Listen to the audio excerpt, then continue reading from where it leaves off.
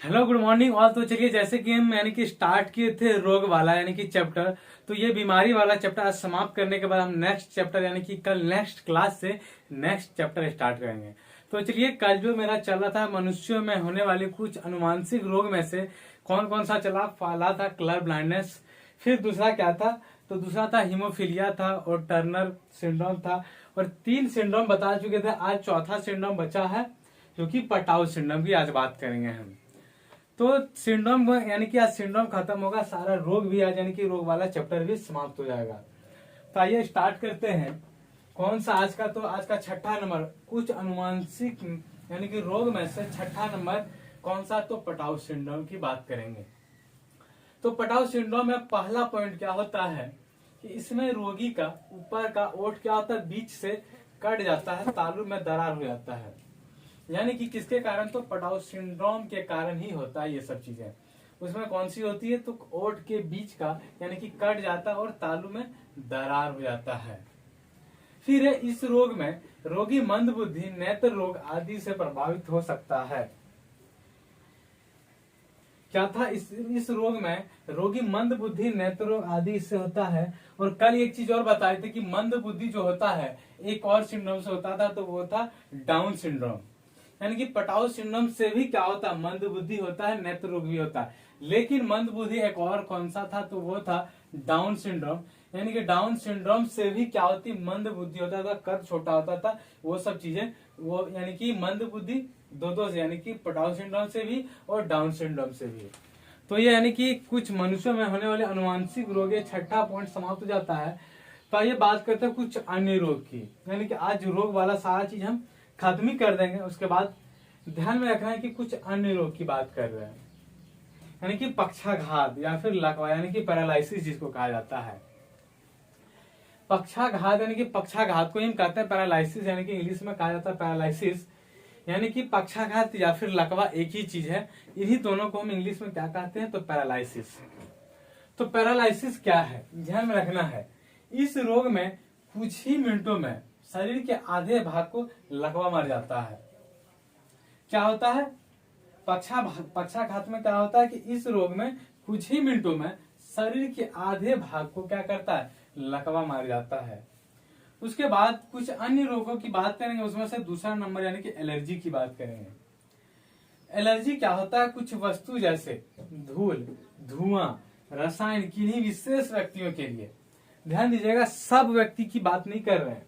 जैसे कि हम पिछले क्लास बता चुके थे, यानी कि जैसे कि हीमोफोलिया होता है, जैसे कि बताए थे कुछ रोग औरतों में होता है, कुछ रोग पुरुषों में पाया जाता है। उसी तरह से एलर्जी को ध्यान में दीजिएगा कि कुछ वस्तु जैसे कौन कौन सा है, धूल है, धुआं है, रसायन है, किन्हीं विशेष व्यक्तियों के लिए, सभी व्यक्तियों की बात नहीं कर रहे हैं, किन्हीं विशेष व्यक्तियों के लिए हानिकारक हो जाते हैं। उनके शरीर में विपरीत प्रतिक्रिया होने लगती है। यानी कि इस सब चीजों से किन्हीं किन्हीं को विपरीत, उनके शरीर में क्या होती है, विपरीत प्रतिक्रिया यानी कि विपरीत क्रिया होने लगती है। जैसे खुजली, यानी कि खुजली हो जाएगा, फोड़ा, फुंसी, काला दाग, एक्जिमा, ये सब चीजें क्या है, एलर्जी का एग्जाम्पल है।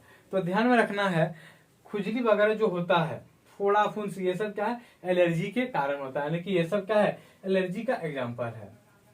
तो ध्यान में रखना है, किन्हीं विशेष व्यक्तियों की बात करें, एलर्जी सब में नहीं पाया जाता, किन्हीं विशेष व्यक्तियों में। फिर तीसरा नंबर कुछ अन्य रोगों में से तीसरा नंबर बात करेंगे मिर्गी की। मिर्गी जो है इसे अस्मार क्या है, इसे अपस्मार रोग कहते हैं। यह मस्तिष्क के आंतरिक रोगों के कारण होती है। क्या है, यह मस्तिष्क के आंतरिक रोगों के कारण होती है। इस रोग में क्या होता है, इस रोग में जब दौरा पड़ता है तो मुंह से झाग निकलता है। यानी कि मुंह से क्या झाग निकलने लगती है, यानी कि उसी को क्या कहते हैं, मिर्गी कहते हैं। तो मिर्गी क्या है कि यह अपस्मार रोग कहते हैं। यह मस्तिष्क के आंतरिक रोग के कारण होता है। किसके कारण होता है, ध्यान में रखना है कि मिर्गी जो होता है यह मस्तिष्क के आंतरिक रोगों के कारण होता है। इस रोग में क्या होता है, इस रोग में यानी कि जब दौरा पड़ता है तो मुंह से क्या होता है, झाग निकलने लगता है। उसके बाद कुछ अन्य रोगों में बात करेंगे, डिप्लोपिया। क्या है, डिप्लोपिया, यानी कि यह रोग आंख की मांसपेशियों के लकवा के कारण होता है। क्या होता है, यह आंख की क्या है, यह रोग आंख की मांसपेशियों के लकवा के कारण होता है। फिर 5वां नंबर बात करेंगे कैंसर की। ये बहुत ही इंपॉर्टेंट है, इससे क्वेश्चन कभी भी पूछा जाता है तो ध्यान में रखना है। कैंसर की बात करेंगे। कुछ अन्य रोगों में 5वां नंबर आते हैं कैंसर। तो कैंसर की बात करते हैं तो आइए कैंसर क्या है। तो मनुष्य के शरीर के किसी भी अंग में त्वचा से लेकर अस्थि तक, क्या बात है, यानी कि कैंसर किसी भी अंग में हो सकता है। क्या है? कैंसर किसी भी अंग में हो सकता है, यानी कि मनुष्य के शरीर के किसी भी अंग में त्वचा से लेकर अस्थि तक। यदि कोशिका वृद्धि अनियंत्रित हो यानी कि हो तो इसके परिणाम स्वरूप कोशिकाओं में गुच्छा बन जाता है। क्या आता है? गुच्छा बन जाता है। इन अनियमित कोशिकाओं के गुच्छे को कैंसर कहते हैं।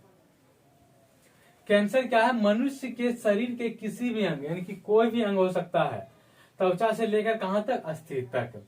यदि कोशिका वृद्धि अनियंत्रित हो तो इसके परिणाम स्वरूप कोशिकाओं में गुच्छा बन जाता है।